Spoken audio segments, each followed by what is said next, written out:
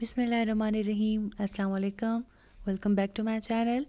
आज मैं बहुत ही मज़ेदार किस्म की कढ़ाई की रेसिपी आपके साथ शेयर करूंगी। देसी मुर्ग की कढ़ाई होगी और ऑथेंटिक रेसिपी आपके साथ शेयर करूंगी। बहुत ही आसानी के साथ आप इसको बना सकते हैं और एक सिंगल स्टेप में ही ये कढ़ाई जो है वो बन जाएगी।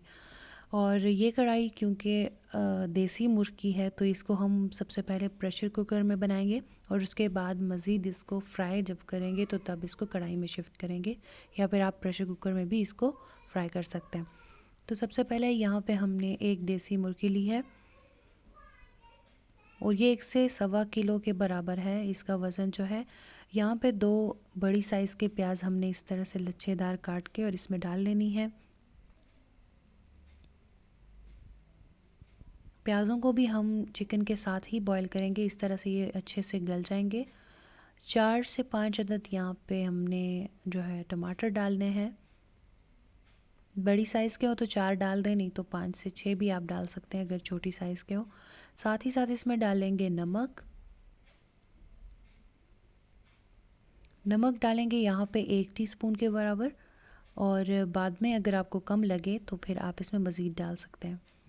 पानी डाल लेंगे तकरीबन 2 गिलास।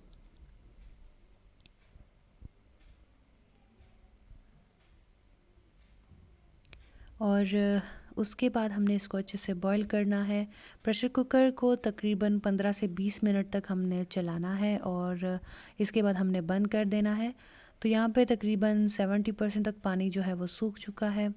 आप चाहें तो टमाटर के छिलके हटा दें और इसको हमने फिर कढ़ाई में या फिर फ्राई पैन में शिफ्ट कर देना है और अच्छे तरीके से इसको भून लेना है। जब इसका पानी 80% तक सूख जाएगा तो फिर हम इसमें ऑयल डालेंगे। तो बस टमाटर जो है वो अच्छे से गल गए हैं। अब हमने इसमें बाकी चीज़ें डाल लेनी है।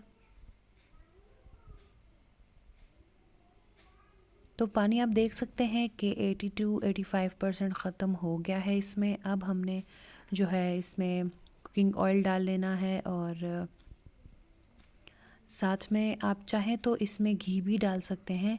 यहाँ पे मैंने 2 टेबलस्पून देसी घी डाला है।